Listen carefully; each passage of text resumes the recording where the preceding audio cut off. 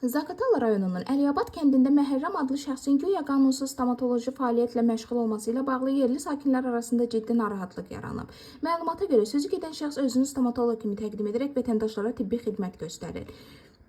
İddialara əsasən həmin şəxsin ali tibbi təhsilinin olub-olmaması məlum deyil, stomatoloji fəaliyyət üçün rəsmi lisenziyası yoxdur, istifadə etdiyi avadanlıqların mənşəyə və standartlara uyğun olub-olmamağı şübhə doğurur, sanitariya və gigiyena qaydalarına necə əməl edildiyi bilinmir. Bu cür halların mövcudluğu insan sağlamlığı üçün birbaşa təhlükə yaradır. Qeyd edək ki, stomatoloji xidmətlər yalnız sertifikatlı, ali təhsilli, tibbi və rəsmi icazəsi olan həkimlər tərəfindən göstərilməlidir. Əks halda yanlış müalicə, infeksiya riski və geri dönməz fəsadlar yarada bilər.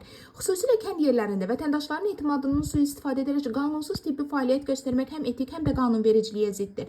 Azərbaycan Respublikasının qanunlarına əsasən lisenziyasız tibbi fəaliyyət cinayət və inzibati məsuliyyət yaradır.